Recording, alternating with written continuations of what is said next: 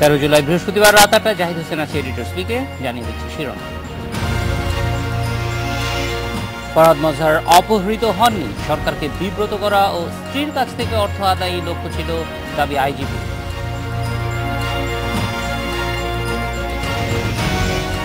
সীতাকুণ্ডে অজানা রোগে আক্রান্ত আরও 7 শিশু হাসপাতালে, মৃত্যুর কারণ অপুষ্টি ধারণা বিশেষজ্ঞ।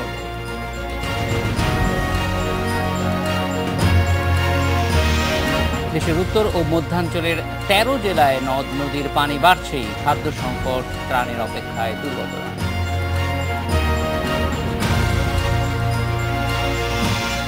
ফরহাদ মজহারকে অপহরণ করা হয়নি, বরং সরকারকে বিব্রত করা এবং স্ত্রীর কাছ থেকে টাকা আদায় করে এক নারীকে দিতে স্বেচ্ছায় আত্মগোপন করে নিজেই অপহরণের নাটক সাজিয়েছিলেন তিনি।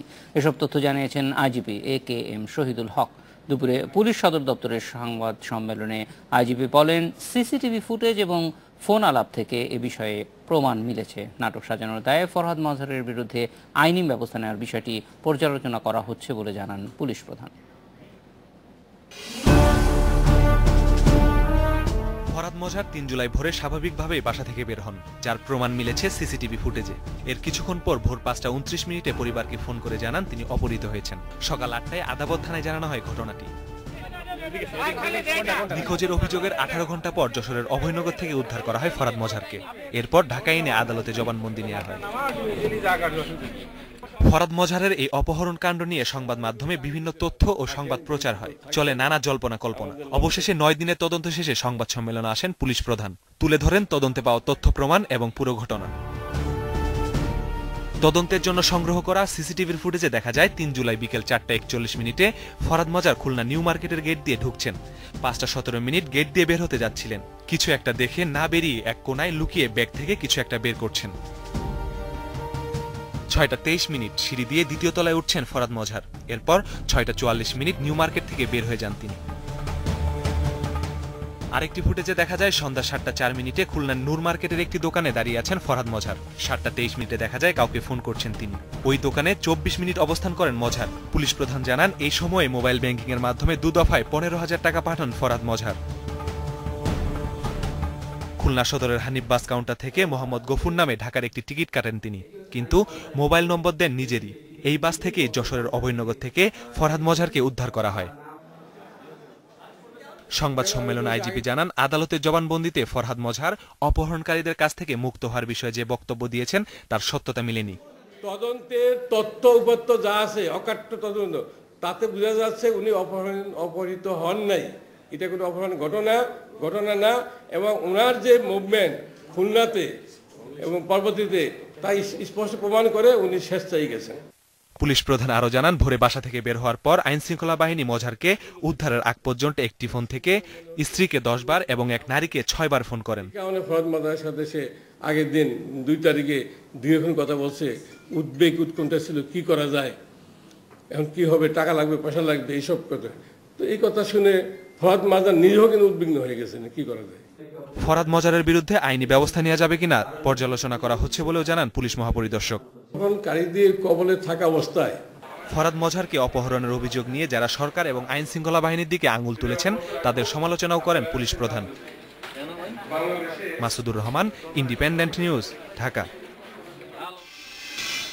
ফরহাদ মজহার অপহরণের অভিযোগ বিষয়ে দিনভর সংবাদ সংগ্রহ করেছেন সংবাদ সহকর্মী মাসুদুর রহমান। এ বিষয়ে কথা বলতে বার্তা কক্ষ থেকে সরাসরি যোগ দিচ্ছেন তিনি।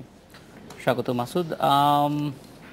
আইজিপির যে সংবাদ সম্মেলন আমরা দেখলাম, তার যে বক্তব্য, তাতে তারা বলছেন যে অপহৃত হওয়ার যে দাবি করছেন ফরহাদ মজহার, তার পক্ষে তারা কোনো প্রমাণ পাননি, কিন্তু ঢাকা থেকে তিনি খুলনা কিভাবে গেলেন সেই বিষয়ে কোনো তথ্য পুলিশের কাছে আছে কিনা, বা সকালবেলা যে তাকে নিয়ে যাওয়া হয়েছে মাইক্রোবাসে করে তিনি গিয়েছেন, এইটার বিষয়ে কোনো তথ্য তাদের কাছে আছে কিনা? না, আইজিপির কাছে এই বিষয়ে একাধিকবার জানতে চাওয়া হয়েছে আসলে তিনি কিভাবে ঢাকা থেকে খুলনা পৌঁছালেন। এই বিষয়ে তিনি বারবারই একটি কথাই বলেছেন যে আমার বিশ্বাস যে তিনি বাসে করেই বিভিন্ন জায়গায় থেমেছেন এবং সেই প্রমাণ তাদের কাছে আছে। তার যে ফোন, সেই ফোন ট্র্যাক করার মাধ্যমে তারা জানতে পেরেছেন যে তিনি বাসে যাওয়ার জন্য যেভাবে যাওয়া উচিত, বাসে যেভাবে যায়, মাইক্রোবাসে গেলে বিভিন্ন পয়েন্টে দাঁড়ানোর যে বিষয়টি তিনি বলেছেন যে সেই বাসটি যেসব পয়েন্টে ঢাকা থেকে ছেড়ে গেলে যেসব পয়েন্টে দাঁড়ানোর কথা, অর্থাৎ আরিচা ফেরিঘাট, এছাড়া বিভিন্ন তাদের যে কাউন্টার, সেই কাউন্টারগুলোতে তাদের লোকেশনটা ট্রেক করেছে। সেই লোকেশন অনুযায়ী তিনি বলেছেন যে তারা এই বাসের মাধ্যমে হয়তোবা তিনি গিয়েছেন। আরেকটি যুক্তি তিনি দিয়েছেন যে তারা এই যে ঘটনাটি যখন আদাবত থানায় জানানো হয় তখন সকাল 8টা বাজে, তারপর থেকে যে নাম্বার থেকে তার স্ত্রীকে ফোন করা হয়েছিল সেই নাম্বার ট্র্যাক করার পর তারা সেই যে লোকেশন জানতে পেরেছেন, সেটিতে দেখা যায় যে তারা বিভিন্ন জায়গায় যেই কাউন্টার ওয়াইজ যেসব গন্তব্য রয়েছে সেসব জায়গায় দাঁড়াচ্ছে, কিন্তু মাইক্রোবাস হলে যেভাবে একেবারে সরাসরি চলে যাওয়ার কথা বা আরিচা ফেরিঘাটে একটি জায়গায় অবস্থান করার কথা, সেই বিষয়টি তারা গুরুত্ব দিয়েছেন। আরেকটি বিষয় যেটি তিনি বলেছেন যে সেই খবর পাওয়ার পর থেকেই খুলনা এবং দক্ষিণাঞ্চলে প্রত্যেকটি জায়গায় তারা চেকপোস্ট বসিয়েছেন এবং প্রত্যেকটি মাইক্রোবাস তারা তল্লাশি চালিয়েছেন, কোনো মাইক্রোবাসেই তাকে পাওয়া যায়নি এবং যখন তিনি ফিরছিলেন তখনও তাকে বাসে উদ্ধার করা হয়েছে। তো আইজিপির তিনি যে দাবিটি করছেন যে তার মাধ্যমে এই তাদের যে এই তথ্য প্রমাণ, তাদের যেই ফোন ট্র্যাকের মাধ্যমে যে বিষয়গুলো, মাইক্রোবাসে তল্লাশি যে বিষয়গুলো, সেই বিষয়গুলো থেকে তিনি বের হয়ে পরবর্তীতে তাদের একটি সোর্স থেকে তিনি তথ্য পান যে তিনি আসলে মাইক্রোবাসে যাচ্ছেন না, যে কারণে তারা তল্লাশিতে মাইক্রোবাস বাদ দিয়ে রাতের দিকে এসে তারা বাস থামিয়ে তারা তল্লাশি শুরু করে, যে কারণে বাস থেকেই পরবর্তীতে উদ্ধার করা হয়। পুলিশের কাছে কি এই ব্যাপারে কোনো তথ্য আছে যে ফরহাদ মজহারের আর্থিক অবস্থা কি, তাকে এই 15,000 টাকার মতো সংগ্রহ করার জন্য যে পুলিশের ভাষ্য মতো এই নাটকটি করতে হয়েছে, তার আসলে আর্থিক অবস্থা কি, এই বিষয়ে কোনো তথ্য পুলিশের কাছে আছে কিনা?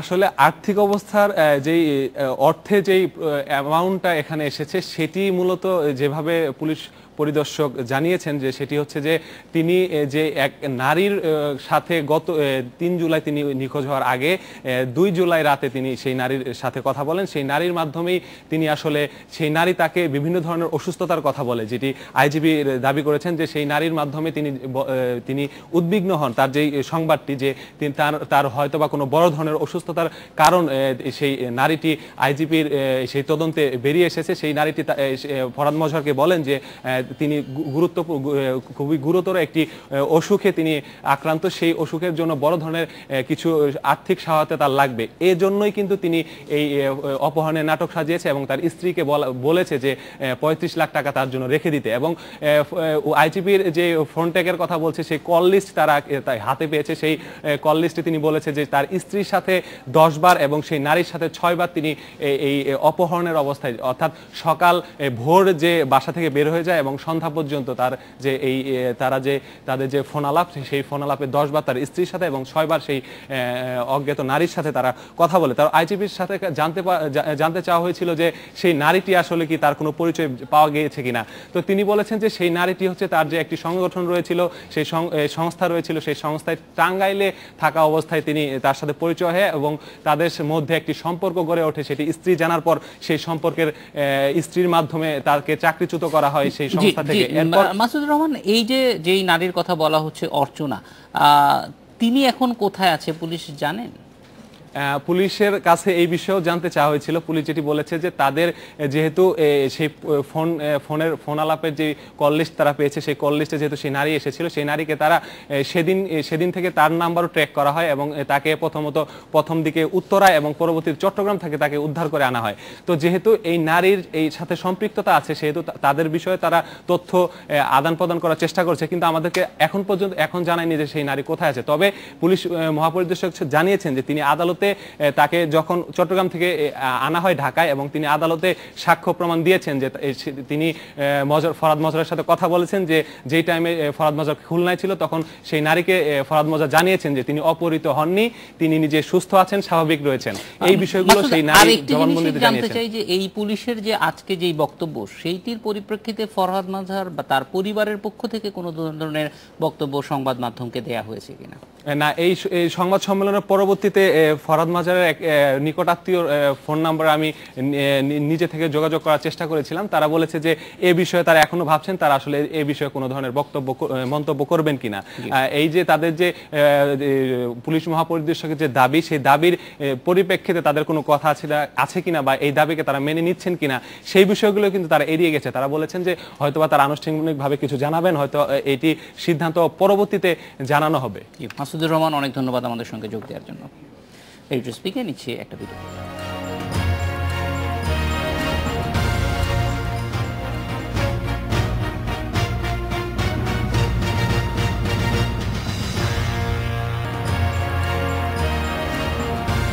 চট্টগ্রামের সীতাকুণ্ডে 9 শিশুর মৃত্যুর কারণ এখনো চিহ্নিত করা যায়নি। চিকিৎসকরা বলছেন ত্রিপুরা পাড়ায় আক্রান্ত কোনো শিশু কখনোই কোনো টিকা নেয়নি। সেই সাথে দীর্ঘদিন অপুষ্টিতে ভোগা, রোগ প্রতিরোধ ক্ষমতা হারিয়েছে তারা। প্রাথমিক পরীক্ষায় এই মত দেন বিশেষজ্ঞরা। নতুন ভর্তি ও 7 জন সহ বর্তমানে ফৌজদারহাটের 38 ও চট্টগ্রাম মেডিকেল কলেজ হাসপাতালে 13 শিশু ভর্তি আছে। অজ্ঞাত রোগে 4 দিনে 9 শিশু মারা যাওয়ার পর বিশেষ গুরুত্ব দিয়ে রোগটি শনাক্তে কাজ শুরু করে বিশেষজ্ঞ দল। তবে এখন পর্যন্ত কোনো কুলকিনারা পাননি তারা। রোগ নির্ণয়ের জন্য এরই মধ্যে আক্রান্ত বেশ কয়েকটি শিশুর কফ ও রক্তের নমুনা নেওয়া হয়েছে। রিপোর্ট পাওয়ার পর রোগের সঠিক কারণ জানা যাবে বলছেন চিকিৎসকেরা। প্রাথমিকভাবে দীর্ঘদিনের পুষ্টিহীনতাকে বড় কারণ বলছেন বিশেষজ্ঞরা। তবে হাসপাতালে ভর্তি সব বাচ্চাই এখন আশঙ্কামুক্ত বলে জানিয়েছেন তারা। অপুষ্টিজনিতের কারণে মিজেলস হয়, অপুষ্টির কারণে বিভিন্ন রকমের ঘা হয়, মুখে রক্তক্ষরণ হতে পারে, জ্বর হতে পারে, কাশি হতে পারে, নিউমোনিয়া হতে পারে। তো এবং 2-1 জন রুগীর মা বাবার থেকে যে হিস্ট্রিটা নিলাম আমরা, তাতেও মনে হচ্ছিল তারা দীর্ঘদিন যাবত এরকম বলতেছিল তারা অপুষ্টিতে ভুগতেছিল, মুখে ঘা, জ্বর, কাশ। আক্রান্ত শিশুদের পরিবারের অভিযোগ, স্বাস্থ্যকর্মীরা যান না ত্রিপুরা পাড়ায়। এখানকার কোনো শিশুকেই দেওয়া হয়নি টিকা। কবিরাজি নয়তো হোমিওপ্যাথি এখানকার চিকিৎসা ব্যবস্থা। টিকা দিতে আমাদের এখানে কেউ যায় না, আমরা তো জানি না টিকা কোনখানে দেয়। আমরা জানি না টিকা দিতে, কোনোদিন আমাদেরকে ডাকে না, আসে সরকারে কোনোদিন আমাদেরকে কই না, আমরা দিতে পারি না। টিকাদান কর্মসূচির বাইরে কেন ত্রিপুরাপাড়া, এ বিষয়ে তদন্তে নেমেছে স্বাস্থ্য অধিদপ্তর। দায়ীদের বিরুদ্ধে ব্যবস্থা নেওয়ার কথা জানিয়েছেন সিভিল সার্জন। এই জিনিসটার সাথে টিকার সম্পর্ক থাকুক বা নাই থাকুক, কিন্তু টিকা দেয়া আমাদের মানচিত্রের মধ্যে যারা আছে, যত রিমোট এলাকায় হোক, এটা এনশিওর করা আমাদের স্বাস্থ্য বিভাগের দায়িত্ব। এই অবহেলা যদি হয়ে থাকে, এটা কঠোর ব্যবস্থা নেওয়া হবে। প্রত্যন্ত অঞ্চলগুলোতে টিকাদান কর্মসূচি আরো জোরদার ও সচেতনতা বাড়ানো হবে বলেও জানিয়েছেন এই কর্মকর্তা। নাসরিন জাহান, ইন্ডিপেন্ডেন্ট নিউজ, চট্টগ্রাম। এ বিষয়ে কথা বলতে আমাদের সাথে আছেন চট্টগ্রামের civil surgeon doctor Azizur Rahman Siddiqui. স্বাগত ডক্টর আজিজুর রহমান সিদ্দিকী। আমরা ত্রিপুরা পাড়ায় যেই বাস্তবতাটি আমরা দেখতে পাচ্ছি, জ্বর হচ্ছে, শিশুরা মারা যাচ্ছে, কি কারণে এখনো পর্যন্ত নিশ্চিত না, কিন্তু তার চেয়েও বড় একটি সত্য উদ্ঘাটিত হয়েছে যে এইখানকার শিশুরা আসলে আমাদের যে টিকাদান কর্মসূচি, যেটা অত্যন্ত সফল এবং বলা যায় যে বিশ্বব্যাপী সমাদৃত, সেটার বাইরে থেকে গিয়েছে। এই বিষয়টি আসলে আপনার কাছ থেকে একটু জানতে চাই যে এটা আসলে কোন দিকটার দুর্বলতার কারণে এরকম একটি বিষয় হয়েছে।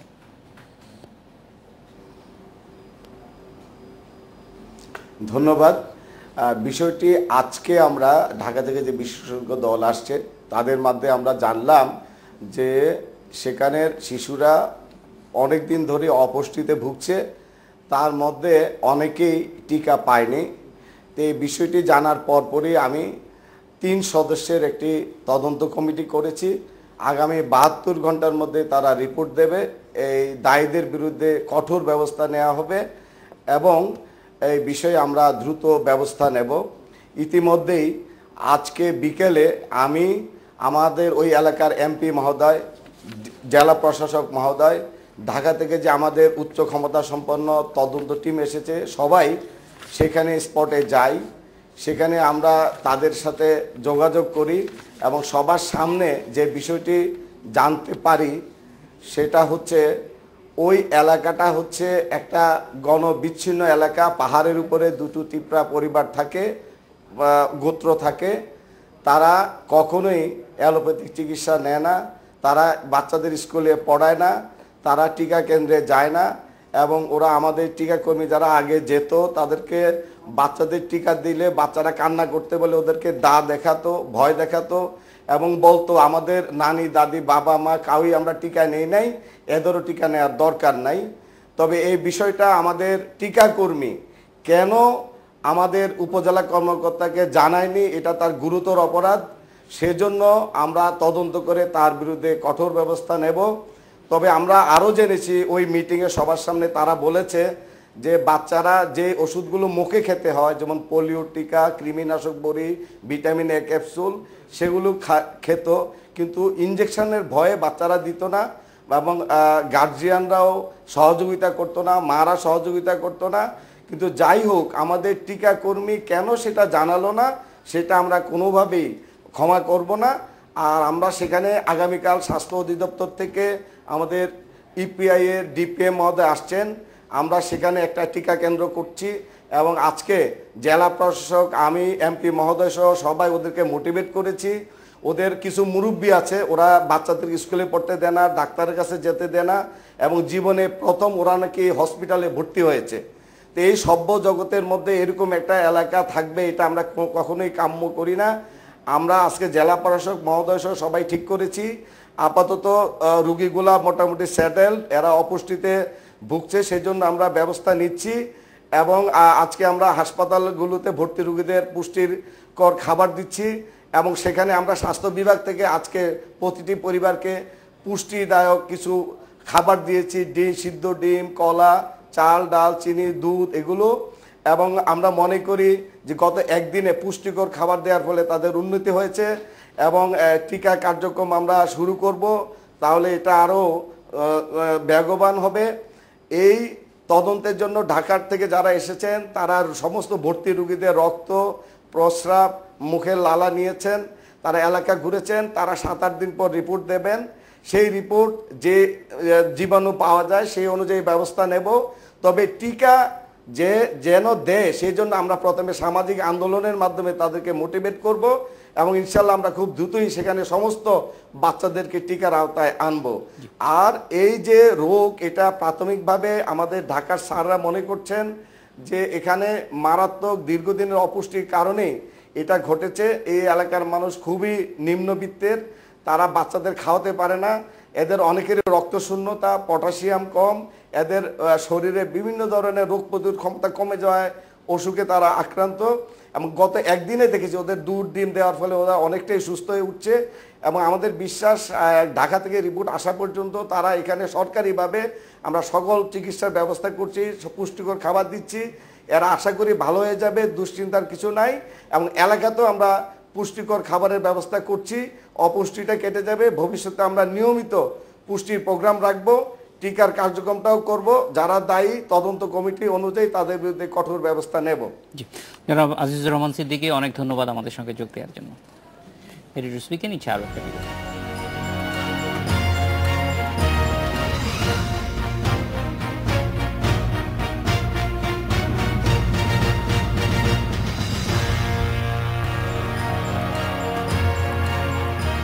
সংসদে বাজেট অধিবেশনের সমাপনী বক্তব্য রাখছেন প্রধানমন্ত্রী শেখ হাসিনা। সরাসরি চলে যাচ্ছে সেখানে। পানি নিষ্কাশনের ব্যবস্থা হতো, এবার যে হারে বৃষ্টি হচ্ছে তার ফলে এটা শুধু এই জায়গা না, সেগুনবাগিচা খাল সেটাও বন্ধ করে বক্স কালভার্ট করা হয়েছে, শান্তিনগর খাল সেটাও বন্ধ করে বক্স কালভার্ট করা হয়েছে।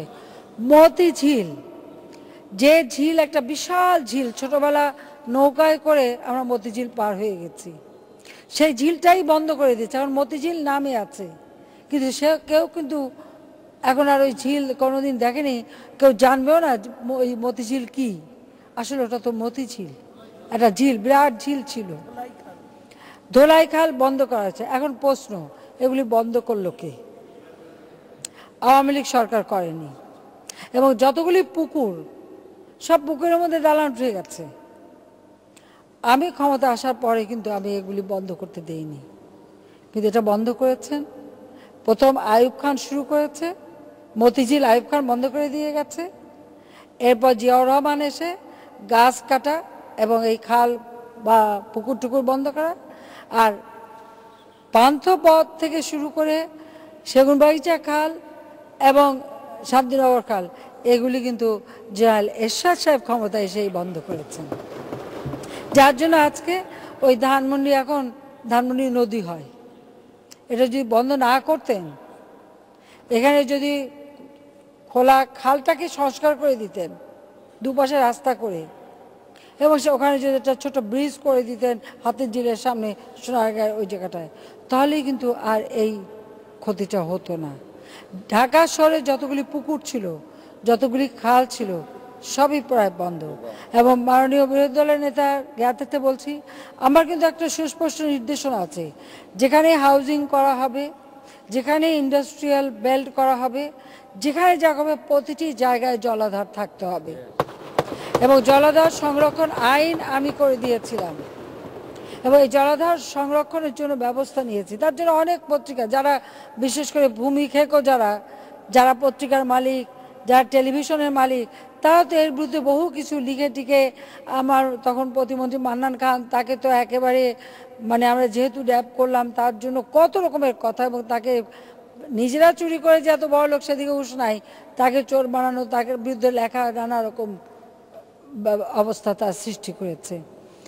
অথচ এটা কখনো চিন্তা করেনি যে প্রতিবেশ রক্ষার জন্য এগুলো আমাদের কত প্রয়োজন আমাদের দেশের জন্য।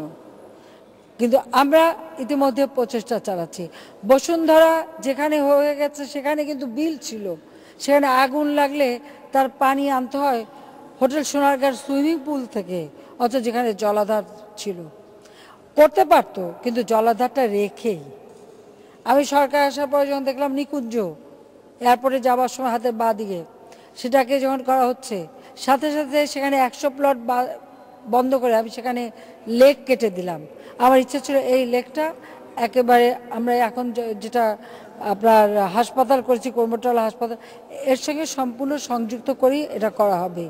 কিন্তু সবসময় আমরা তো আর একটানা ক্ষমতায় ছিলাম না, পরে আবার ওটা হল না, সে লেকটা অনেকটা কমল। অথচ রাস্তার পানিটা শুধু আন্ডারগ্রাউন্ড ড্রেন টানতে পারে না, সেই পানিটা যাবার ব্যবস্থাও করতে হয়।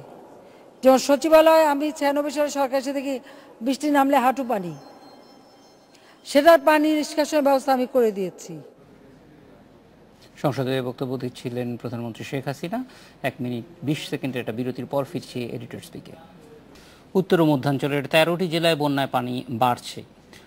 যমুনা, ব্রহ্মপুত্র সহ বেশিরভাগ নদ নদী বইছে বিপদসীমার ওপর দিয়ে। কুড়িগ্রামের 15টি গ্রাম এবং গাইবান্ধার 27টি ইউনিয়ন নতুন করে প্লাবিত হয়েছে। বন্যায় চরম দুর্ভোগে পড়েছে বগুড়া, লালমনিরহাট ও সিলেট এলাকার মানুষ। কবলিত এলাকায় বিশুদ্ধ পানি ও খাবার সংকট দেখা দিয়েছে।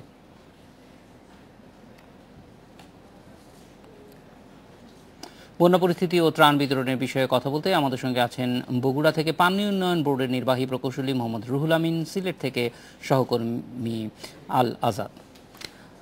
রুহুল আমিন, আপনার কাছে প্রথমে একটু আসি যে বিপদসীমার 58 সেন্টিমিটার উপর দিয়ে প্রবাহিত হচ্ছিল আজকে দুপুর পর্যন্ত আমাদের যে খবর আছে। তো এই বন্যাটা যাতে মানে আরো বেশি ছড়িয়ে না যায়, বা এই পরিস্থিতিতে আপনাদের দিক থেকে কি করণীয় আছে বলে মনে করেন?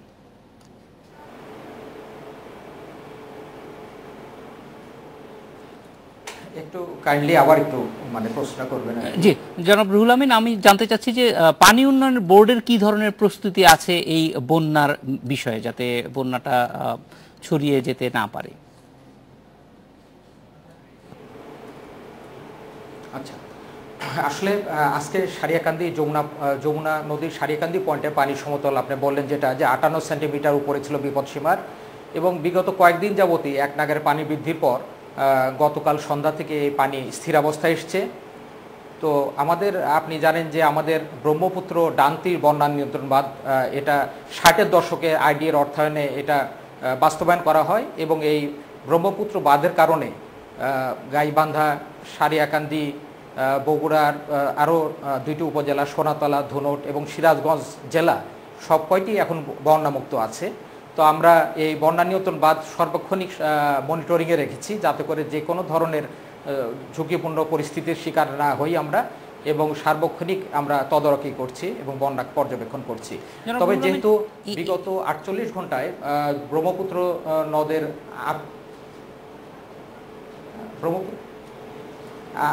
উজানে অর্থাৎ ভারতীয় সীমান্তে অরুণাচল এবং আসাম এই দুইটি প্রদেশে উল্লেখযোগ্য বৃষ্টিপাত হয়নি, যার জন্য এই বন্যা পরিস্থিতিটা পানি সমতল বৃদ্ধিটা কিছুটা হ্রাস পেয়েছে।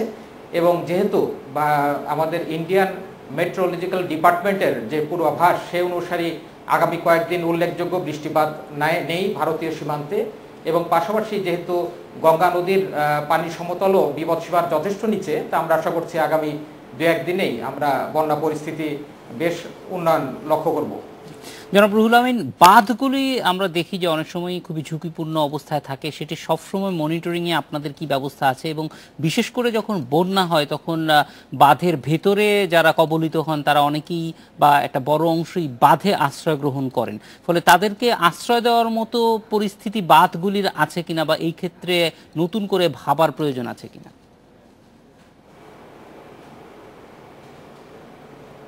আসলে বন্যা নিয়ন্ত্রণ বাঁধে যে ঘরবাড়ি বসতি, এটা বাঁধের জন্য অত্যন্ত ঝুঁকিপূর্ণ। এবং দেখা যায় যে বিশেষ করে বগুড়া এলাকা এটা অত্যন্ত নদী ভাঙন প্রবণ এলাকা। তাছাড়া বন্যার সময় চরাঞ্চল যখন পানিতে নিমজ্জিত হয় তখন বন্যা দুর্গত এলাকার লোকজন এসে বাঁধে আশ্রয় নেয় এবং পরবর্তীতে বেশ কিছু লোকজন এই বাঁধেই থেকে যায়, এবং এটার জন্য আমাদের বাঁধ মেরামত কাজ যথেষ্ট ব্যাহত হয়।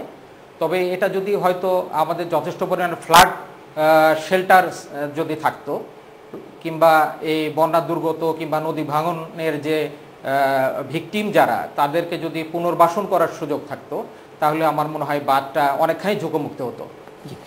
জনাব রুহুল আমিন, আপনি সঙ্গে থাকুন, আমরা একটু সিলেটে যাব। সহকর্মী আল আজাদ আছে সেখানে। আল আজাদ, সিলেটের ত্রাণ তৎপরতা নিয়ে নানান রকম কথাই আমরা শুনতে পেয়েছি, কিছু অভিযোগের কথাও এসেছে। সবশেষ পরিস্থিতি কি, ত্রাণ বিতরণ কি রকম চলছে? ত্রাণ বিতরণ আসলে যে অবস্থায় ছিল সেই অবস্থায় আছে। এখন পর্যন্ত যে তথ্য আমি পেয়েছি, সর্বশেষ যে তথ্য, সেই তথ্য অনুযায়ী এই পর্যন্ত নগদ অর্থ বিতরণ করা হয়েছে প্রায় যে তারা বিতরণ করেছেন 7,62,500 টাকা, আর চাল বিতরণ করা হয়েছে 463 মেট্রিক টন। আর এই প্রয়োজনের তুলনায় এই যে পরিমাণ, এটা অবশ্যই কম। আর আমরা যে তথ্যটা পেয়েছি বা অভিযোগ পেয়েছি, এর ইতিমধ্যে আমাদের একটি প্রতিবেদন প্রচারিত হয়েছে আমাদের টেলিভিশনে। সেখানে যারা বন্যার্থ বিভিন্ন আশ্রয়কেন্দ্র আছেন বা বিভিন্ন এলাকায় আছেন বন্যার কবলে, তারা অভিযোগ করেছেন যে তারা পর্যাপ্ত ত্রাণ পাচ্ছেন না। যারা তাদের নাম, অনেকের নাম তালিকাভুক্ত করা হয়নি। যারা আবার আরেকটা চিত্র আমরা পেয়েছি যে যারা পাচ্ছে তারা 2-3 করে পাচ্ছে, আর যারা পাচ্ছে না একেবারেই পাচ্ছে না। বিশেষ করে আশ্রয়কেন্দ্রে যারা আছে তারা নিয়মিতই ত্রাণ পাচ্ছে, কিন্তু আশ্রয়কেন্দ্রে যারা এসে ওঠেননি তারা কিন্তু ত্রাণ বঞ্চিত রয়ে গেছেন। সিলেটে একটা বৈশিষ্ট্য হচ্ছে, কিছু মানুষ আছেন বন্যার সময়ে তারা কষ্ট করেন, অনেকে উপবাসও থাকেন, কিন্তু আশ্রয়কেন্দ্রে আসেন না। এই ধরনের মানুষ আছেন যারা, তারা কিন্তু ত্রাণ থেকে সবসময় বঞ্চিত থেকে যান। আরও সাধারণ মানুষ আছেন যাদের নাম, যারা দায়িত্বে থাকেন নাম অন্তর্ভুক্ত করা, তারা কিন্তু তাদের নাম অনেক সময় তালিকাভুক্ত করেন না। আমি বিভিন্ন এলাকা ঘুরে দেখার সময় পেয়েছি, এমনও নজির পেয়েছি যে বন্যার্থ যারা আছেন অনেকদিন ধরে বন্যা কবলিত আছেন, তাদের নাম তালিকাভুক্ত হয়নি। পরে যখন তারা ইউনিয়ন পরিষদ চেয়ারম্যান এবং মেম্বারদের সাথে কথা বলেছেন তখন তাদের নাম তালিকাভুক্ত করা হয়েছে। সব মিলিয়ে যে সিলেটের ত্রাণ তৎপরতা সেটা তো পর্যাপ্ত নয়। তবে এখন আমরা যেটা লক্ষ্য করছি, বেসরকারি উদ্যোগে প্রথম দিকে কিন্তু এই উদ্যোগটা ছিল না। আমরাও বলেছি বিভিন্ন সময় আমাদের প্রতিবেদনে বা সরাসরি আমরা বলেছি যে অন্যান্য সময়ের জন্য বেসরকারি ত্রাণ তৎপরতা সিলেটে তখন তো শুরু হয়নি। তবে ইদানিং অর্থাৎ গত 4-5 দিন ধরে সিলেটে বেসরকারি উদ্যোগে ত্রাণ তৎপরতা চলছে, যা কিছুটা স্বস্তি দিয়েছে মানুষকে, বন্যার্থ যারা আছেন। তবে এইখানেও একটা বৈশিষ্ট্য হচ্ছে, যারা ত্রাণ তৎপরতা চালান বেসরকারি উদ্যোগে, তারাও কিন্তু রাস্তার পাশেই ত্রাণ তৎপরতা চালিয়ে থাকেন। তারা কিন্তু আল আজাদ, মোহাম্মদ রুহুল আমিন, আপনারা দুজনে আমাদের সঙ্গে থাকুন। আমরা একটা বিরতির পর আপনাদের দুজনের কাছে ফিরে আসছি। একটু স্পিকে নিচ্ছি আরও একটা বিরতি।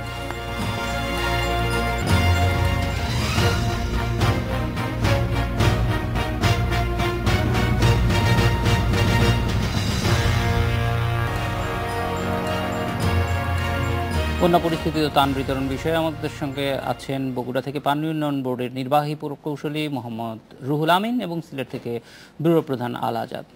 জনাব রুহুল আমিন, আপনার কাছে যেটি এর আগে আপনি বলছিলেন যে আমাদের যে বন্যা নিয়ন্ত্রণ বাঁধগুলি আছে সেই বাঁধগুলিতে সাধারণত বন্যার সময় মানুষ এসে আশ্রয় নেয়, কিন্তু আশ্রয় দেওয়ার মতো যথেষ্ট বলা যায় যে ব্যবস্থা বাঁধগুলির নেই। সেক্ষেত্রে বাঁধগুলোকে আশ্রয় কেন্দ্র হিসেবে বা বাঁধে আশ্রয় কেন্দ্র হিসেবে তৈরি করার কোনো পরিকল্পনা বা আদৌ এইটি প্রয়োজন আছে কিনা? কারণ এই সময় এই মানুষগুলির কারণে অনেক সময় আমরা দেখি যে বাড়তি ঝুঁকির তৈরি হয়।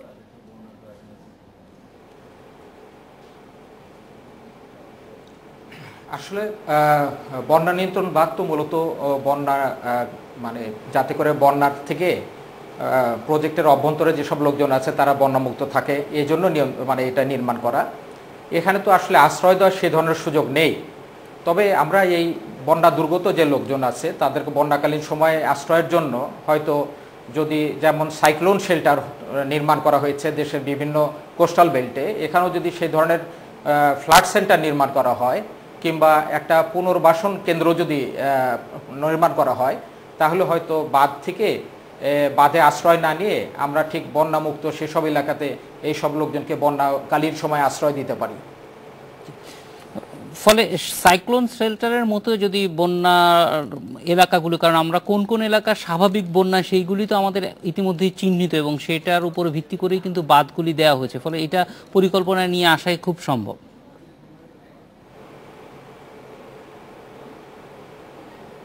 এটা হয়তো লার্জ স্কেলে মানে প্রজেক্টকে বাস্তবায়ন করলে আরো সুদূর প্রসারী চিন্তা ভাবনা করলে এটা সম্ভব। ফলে এটা একটা দীর্ঘমেয়াদী পরিকল্পনার প্রয়োজন আছে। হ্যাঁ, তা তো অবশ্যই আছে। তবে আর একটা জিনিসও মনে রাখতে হবে যে আসলে আমাদের তো মানে জমিরও একটা সংকট আছে।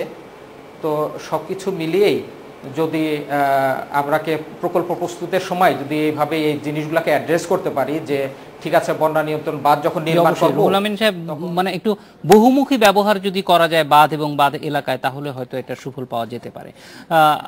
আমাদের সঙ্গে থাকুন, আমরা একটু সিলেটে যাব আবার। আলাজাদ, এই যে যেই কথাগুলি বলছিলেন, বিশেষ করে যে অভিযোগগুলি পাওয়া যায় ত্রাণ বিতরণের বিষয়ে, সেইটার ব্যাপারে প্রশাসন কি বলছে যাতে যথাযথ মানুষের কাছে পৌঁছানো যায়?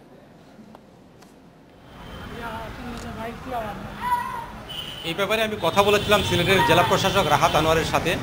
তিনি আমাকে যে কথাটি বলেছেন যে তারা সঠিক মানুষের কাছে, যে আসলেই ক্ষতিগ্রস্ত হচ্ছে বন্যায়, তাদের কাছেই ত্রাণ সামগ্রী পৌঁছে দেওয়ার চেষ্টা করছেন। এর আগে দুর্যোগ ব্যবস্থাপনা এবং ত্রাণমন্ত্রী সিলেট সফর করেন মোফাজ্জল হোসেন চৌধুরী মায়া। তিনিও সরাসরি নির্দেশ দেন যারা প্রকৃত ক্ষতিগ্রস্ত তাদের কাছে যেন ত্রাণটা পৌঁছানো হয়, না হলে যদি এ নিয়ে নয়চয় হয় তাহলে যে যারা এই অপরাধের সাথে বা এই নয়চয় করবেন তাদের বিরুদ্ধে কঠোর ব্যবস্থা নেওয়া হবে। আমরা এখন পর্যন্ত আসলে যে ত্রাণ নিয়ে কোনো ধরনের কারচুপি হয়েছে অথবা কোনো ধরনের দুর্নীতি হয়েছে এই অভিযোগ এখন পর্যন্ত পাইনি। তবে পেয়েছি যেটা যারা পাওয়ার তারা অনেকে এখন পর্যন্ত ত্রাণ পানি এবং ত্রাণটা পর্যাপ্ত নয়। তো জেলা প্রশাসক যেটা বলেছেন যে তারা আপ্রাণ চেষ্টা করছেন সঠিক মানুষের কাছে ত্রাণ সামগ্রী পৌঁছে দেওয়ার। আর যে অভাবটা ওটা ত্রাণের যে অপর্যাপ্ততা, সেটা কিন্তু এখন যারা বেসরকারি উদ্যোগে বা ব্যক্তি উদ্যোগে ত্রাণ বিতরণ করছেন তারা কিছুটা পুষিয়ে দিয়ে, বিশেষ করে আমাদের প্রবাসীরা যাদের অপেক্ষায় ছিল সিলেটের মানুষ বন্যার্তরা, তাই সেই প্রবাসীরা কিন্তু আসতে শুরু করেছেন সাহায্য নিয়ে। এই ত্রাণ তৎপরতা কিছুটা হলো যে অপূর্ণতা রয়েছে সেটা পূর্ণ করবে। তবে এখানে একটা কথা হচ্ছে যে সরকার থেকে যে বরাদ্দ ইতিমধ্যে দেওয়া হয়েছে সেটা আরও বাড়াতে হবে, অবশ্যই বাড়াতে হবে। জেলা প্রশাসকও বলেছেন যে তারা এই ব্যাপারে সজাগ আছেন এবং প্রয়োজনে। আলাজাদ, মোহাম্মদ রুহুল আমিন, আপনাদের দুজনকে অনেক ধন্যবাদ আমাদের সঙ্গে যোগ দেওয়ার জন্য। এই ছিল আজকের এডিটর স্পিকে। আমন্ত্রণ আমাদের পরের আয়োজন।